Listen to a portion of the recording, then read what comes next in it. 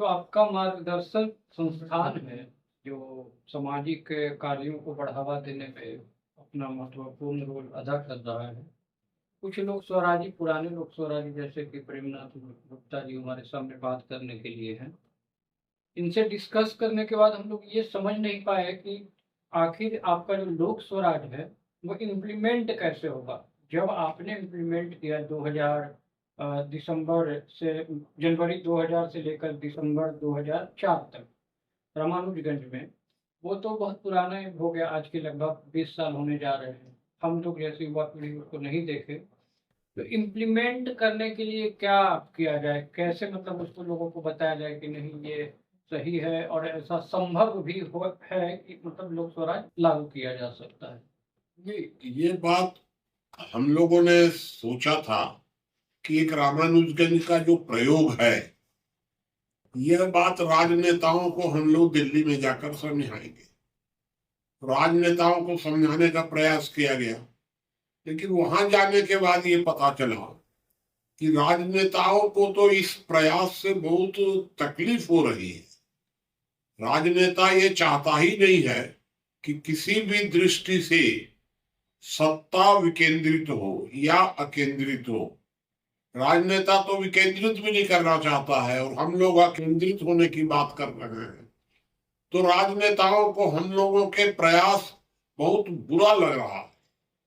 तो तब हम लोगों ने धीरे धीरे ये सोचा कि इसके लिए तो जनता के अंदर ही जाकर अपना संदेश देना पड़ेगा। तब अब धीरे धीरे पिछले कुछ 1-2 वर्षों से हम लोग जनता के अंदर लोक स्वराज की भूख पैदा कर रहे हैं। भाई, लोक स्वराज है क्या? लोक स्वराज सबसे पहली शर्त तो यही है कि भारत का संविधान ये पूरी तरह तंत्र की गुलामी से मुक्त होना चाहिए।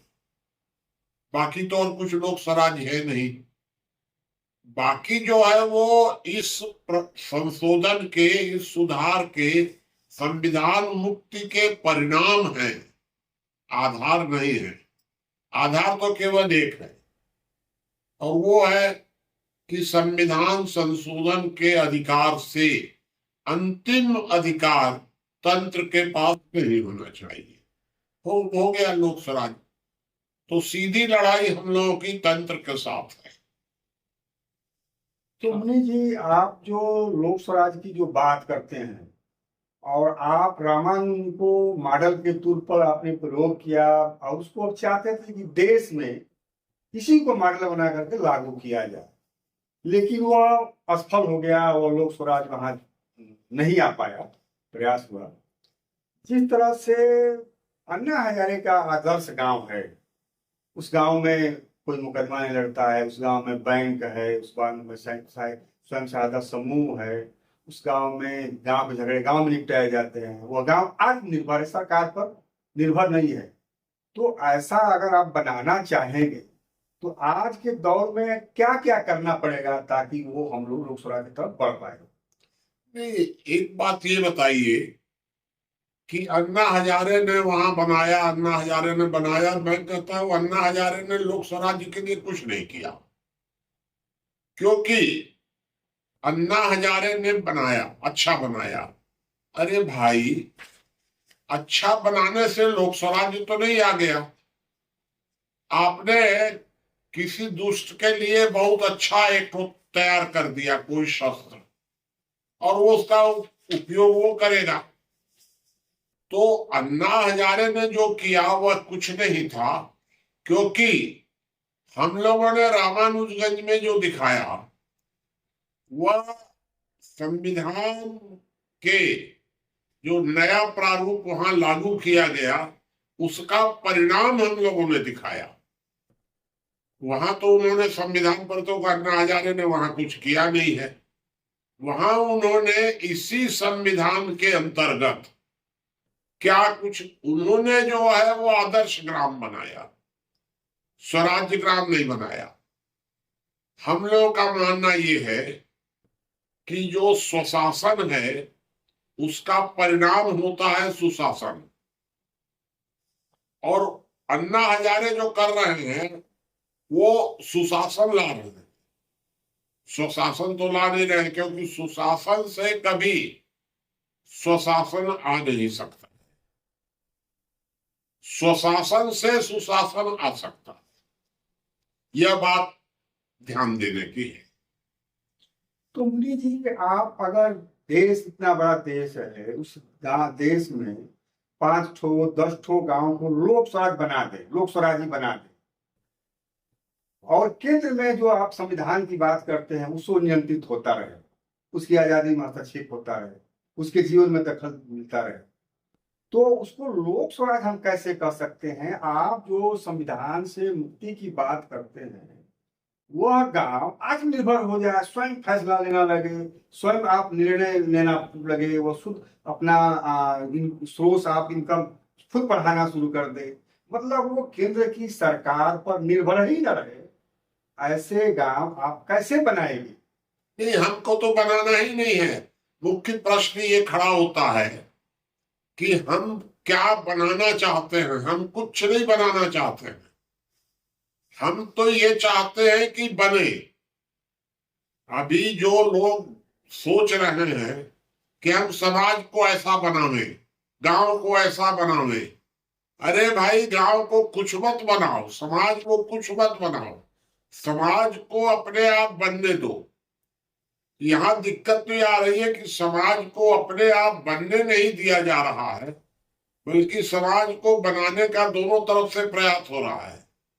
सरकार अपने तरीके से अच्छा समाज बनाना चाहती है, और जो साधु संत है या जो सामाजिक समाज शास्त्री है, वो अपने तरीके से अच्छा समाज बनाना चाहते हैं।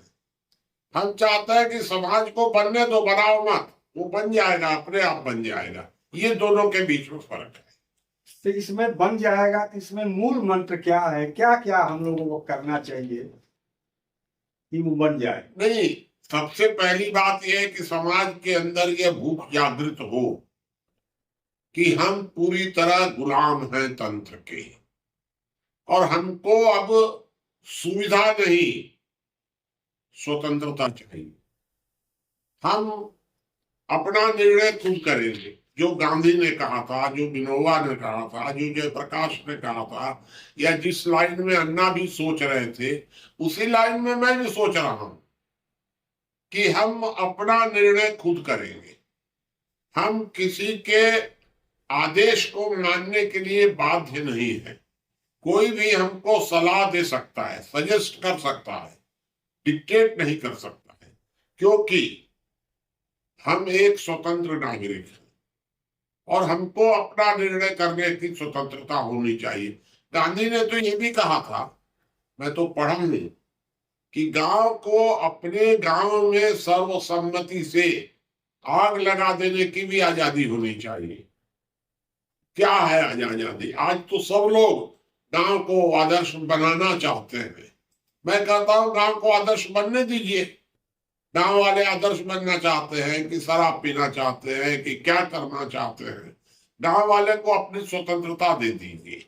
ये अंतर है दोनों के बीच। मुनि जी, आप मतलब इस पक्ष में हैं कि एक गांव को मॉडल के तौर पर बनाया जाए, या कि पूरा देश को, जनता को जागरूक कर दिया जाए कि वो लोक स्वराज की उसको भूख पैदा हो जाए और लोक स्वराज की मांग खुद वो करना शुरू कर दे, या कोई एक लोक स्वराजी, कोई एक विधानसभा में लोक स्वराजी आपका आइडिया लेकर या लोक स्वराज का आइडिया लेकर सदन में चला जाए?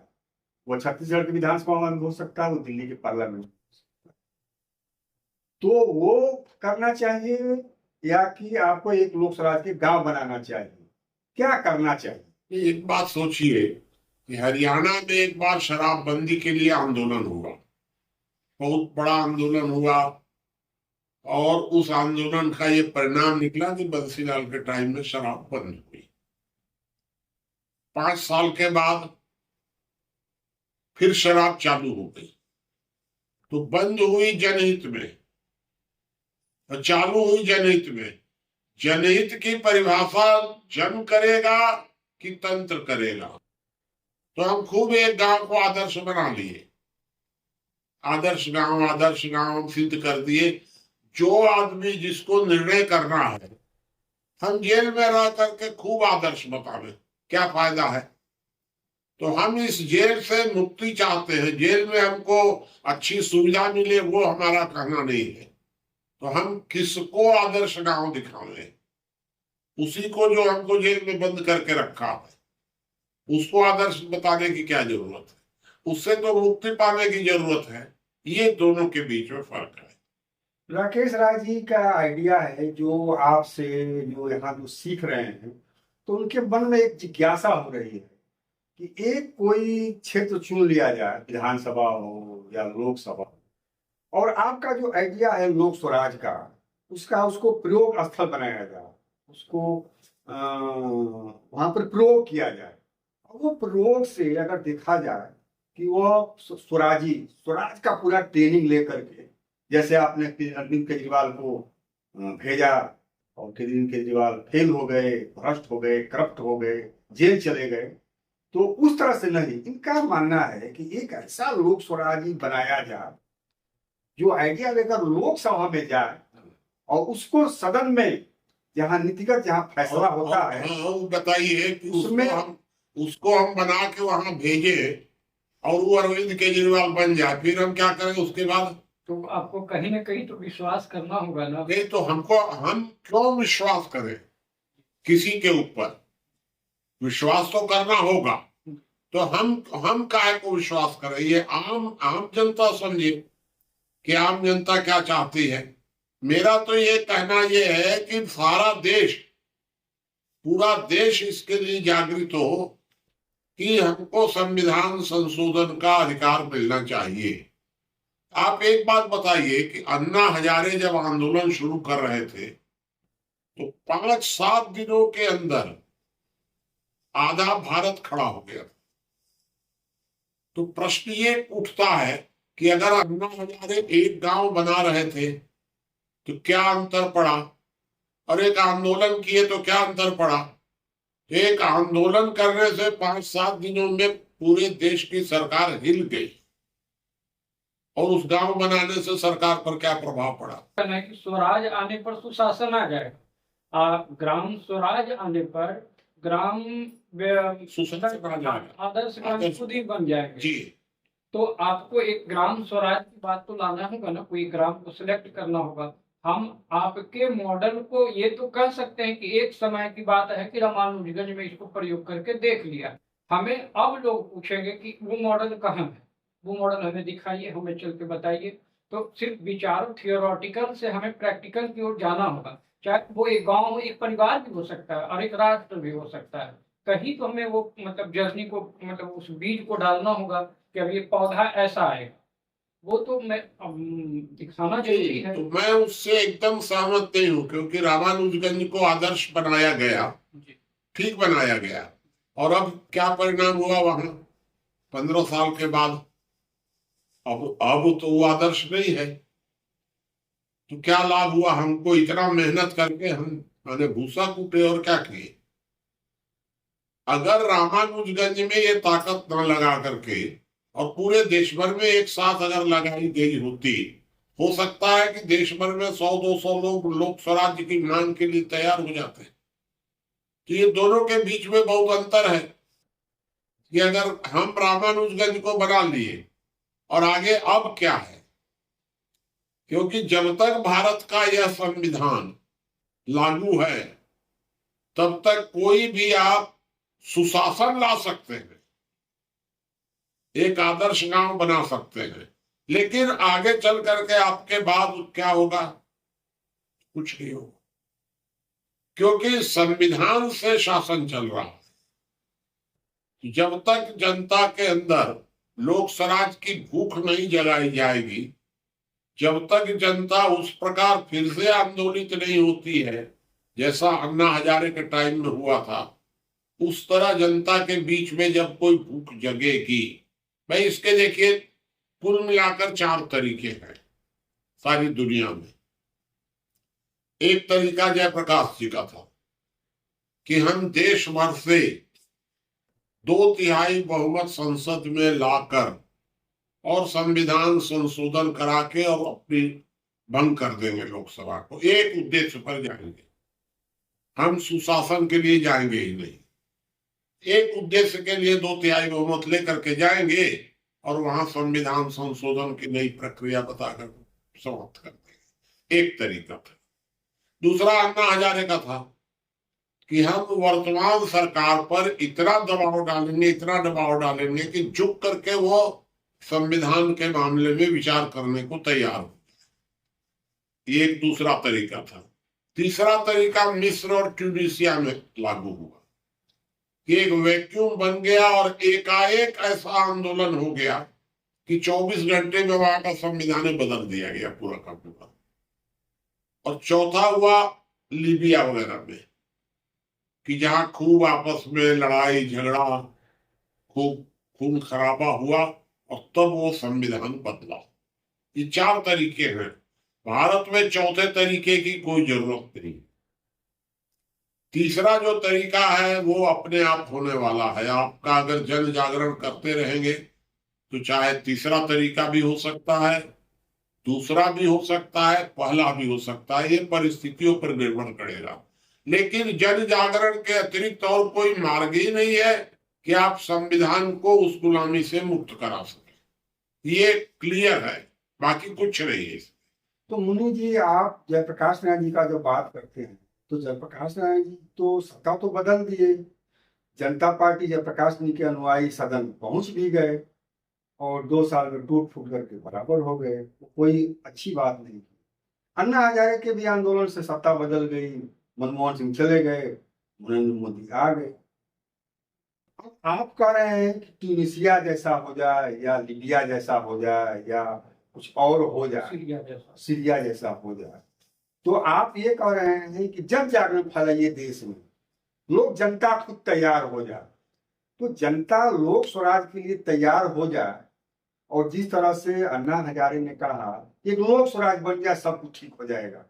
ये संविधान के रहते एक लोक स्वराज बन भी जाए तो क्या परिवर्तन हो जाएगा? उसी तरह से लोक स्वराज के लिए परिवर्तन हो जाए, सदन लोग चले जाए और लोक स्वराज ना लाए, तब क्या होगा? तब क्या होगा? यही तो हम भी कह रहे हैं कि अगर लोग चले जाएं और कुछ ना करें तब क्या होगा। तो वर्तमान में क्या किया जाए ये बताइए। अगर हम मॉडल ही बना दिए तो क्या हो जाएगा? मॉडल से ये संविधान क्या स्वतंत्र हो जाएगा? क्योंकि समस्या तो है भारत का संविधान, बाकी कोई समस्या नहीं है भारत। आप जो बात कर रहे हैं वो पीक की बात कर रहे हैं। आप जो संविधान संशोधन की वजह से गांधी ने भी कहा कि मेरा जीवन ही मेरा संदेश है, मेरा जीवन ही संदेश है। और वो संदेश प्राप्त करने के लिए उन्होंने वर्धा में, अहमदाबाद में, इन तमाम जगहों पर कई आश्रम खोले। उन्होंने दिनचर्या को दिखाया, बताया, लोग को ट्रेन कर रहे थे। तो अगर हमारे पास भी वैसी कोई ट्रेनिंग ना हो, संस्थान जहां हम लोग स्वराज के माध्यम को बताएं, फिर बता तो वो तो कहेंगे कि अच्छी बात करना। आप लोग दोनों आदमी इतिहास के बारे में नहीं समझ रहे हैं जी। जब राम और रावण की लड़ाई हो रही थी तो राम खूब तीर चलाए जा रहे थे, रावण मर ही नहीं रहा था। क्यों नहीं मर रहा था? क्योंकि राम को ये पता ही नहीं था कि जो असली जगह है अमृत कुंड, तो अमृत कुंड है नाभि में। विभीषण ने बताया। राम जब नाभि कुंड पर आक्रमण किए तो पूरा रावण का गर्दन फर्दन सब खत्म हो गया, पूरा रावण मर गया। तो सवाल ये है कि जो नाभि में है, वर्तमान जो राज सत्ता है वो ये संविधान उसके नाभि में है। और हम लोग खूब इधर से उधर गांव बना दो, फलाना कर दो, उस तरह कर दो, आंदोलन कर दो, सब करने के लिए तैयार है। नाभि पर जब तक आक्रमण नहीं होगा, जब तक इस संविधान पर इसको स्वतंत्र नहीं कराया जाएगा और संविधान संशोधन के अधिकार जब तक लोक को नहीं मिलेंगे तब तक ही रावण मरने वाला नहीं। तो मुनि जी, लोग को ऐसा तैयार कर दिया जाए कि नाभि का पता चल गया कि वहीं अब वार करना है। आपके हिसाब से हमेशा लगता है कि संविधान ही रोड़ा है, बिना संविधान का में संशोधन किए या संविधान का जो हस्तक्षेप करने का अधिकार लोग के हाथ में होना चाहिए। तो लोग को हम लोगों को तैयार करना चाहिए और लोग उसके लिए तैयार हो जाए, वहां पहुंच जाए, संविधान को बदल दे और लोक स्वराज के लिए प्रस्ताव पास कर दे, तो काम खत्म हो जाएगा कि इसके और कुछ भी आगे रहेगा? नहीं, हम लोगों को दो दिशाओं में एक साथ काम करना है। पहली दिशा ये है कि यह संविधान संशोधन का अधिकार एक नई संविधान सभा बननी चाहिए जी, बस हमारा काम तो खत्म हो गया। लेकिन सबसे बड़ी समस्या ये है कि वर्तमान में अगर संविधान संशोधन का अधिकार मिल भी गया तो जब तक कि नए संविधान के बारे में जन जागरण नहीं होता है कि हमारा कैसा संविधान होना चाहिए। आपको याद है खूब अच्छी तरह कि अटल जी की जब सरकार थी, एक संविधान सभा बनी थी, क्या मतलब था उस संविधान सभा का? हमारे ही लोग तो थे, लेकिन उसका कोई मतलब नहीं था, क्योंकि जब तक कि जन जागरण में लोक स्वराज की भूख नहीं पैदा होती है तब तक संविधान संशोधन का अधिकार मिलने के बाद भी हो सकता है कि उससे भी रद्दी संविधान बन जाए और ज्यादा गुलाम बना दे हम लोग। इसलिए इसमें लोक स्वराज के लिए दो तरफ से हम लोगों को लगना पड़ेगा। एक तरफ से जन जागरण करना पड़ेगा कि संविधान में इस प्रकार से नया संविधान बनना चाहिए, और एक दूसरा ये है कि यह संविधान इस प्रकार का होना चाहिए। तो इस एक तरफ हम जनता के बीच में माने गुलामी से मुक्ति की भूख भी पैदा करें, और दूसरी तरफ की मुक्ति के बाद भाई गांधी जी ने क्या किया था, ब्रिटेन वालों को कहा कि तुम लोग तो जाओ, हम कैसे चलाएंगे वो हम लोग समझ लेंगे, भारत के लोग, तुम इसकी चिंता मत करो। लेकिन साथ साथ गांधी जी ने भारत में भी जन जागरण भी करते रहे कि हमको स्वतंत्रता के बाद किस तरह का समाज बनाना है। हम लोगों को दोनों दिशाओं में एक साथ काम करना चाहिए। मुनि जी, आप हमेशा जन जागरण की बात करते हैं, तो जन जागरण में क्या होना चाहिए? जैसे किस तरह से, एक तो गांधी का भी जन जागरण था, अन्ना का भी जन जागरण था, जयप्रकाश का भी जन जागरण था, तो आपने दो रास्ता भी बता दिया कि जन जागरण करना चाहिए और लोगों को तैयार करना चाहिए। तो वर्तमान समय में हम लोगों को क्या करना चाहिए, क्या आप संदेश देना चाहते हैं? देखिए, वर्तमान समय में दिक्कत यह आ रही है सबसे बड़ी कि लोग भावना प्रधान होते जा रहे हैं, तर्क शक्ति लोगों की कमजोर हो जा रही है। भारत जो है ये विचारों का निर्यात करता था, अब हम आयात करने लग गए, तो भारत में स्वतंत्र विचारण शक्ति जो कमजोर होती जा रही है, इस एक तरफ हम लोग इसको जागृत करें धीरे धीरे धीरे धीरे कि लोग इस विषय पर सोचना शुरू करें, और दूसरी तरफ कि हम लोग संविधान के बारे में भी जागृति पैदा करें लोगों के अंदर कि ये संविधान ही सारी समस्याओं की जड़ है। वर्तमान में तो संविधान को भगवान का स्वरूप दे दिया गया है एकदम, और सब जितने सरकारी चमचे हैं या उनके जो पुरस्कार प्राप्त साहित्यकार और जितने हैं सब संविधान को ही सबसे अच्छा मान रहे हैं। ये कार्य बहुत कठिन है। इसका परिणाम 100 साल में मिलेगा कि 200 साल में मिलेगा यह पता नहीं है अभी। मैंने 2, 4, 5 साल 10 साल की तो कोई गारंटी किसी प्रकार की है नहीं। ये बहुत धीमा चलने वाला काम है, बहुत माने कोई परिणाम तत्काल परिणाम इससे मिलने वाला नहीं है। लेकिन इसके अलावा और कुछ है भी नहीं। भाई स्वतंत्रता की लड़ाई अगर 400 वर्ष चली तब जाकर के हम स्वतंत्र हुए, तो ये तो अभी तो हम लड़ाई तो अभी हम लोग तो माने शुरू ही किए हैं। आपने विभीषण तो कई प्रशिक्षित कर दिए, पर राम कौन? नहीं, विभीषण राम तो पूरी जनता है। फिर वर्तमान स्थिति में उस समय तो लड़ाई राम और रावण के बीच में हो रही थी। वर्तमान में जो लड़ाई है वो लोक और तंत्र के बीच में है। तो हम एक विभीषण के रूप में लोक को जागृत कर रहे हैं, क्योंकि लड़ाई लोक और तंत्र के बीच में ये, और लोक बेचारा गुलाम है तंत्र के अंदर पास।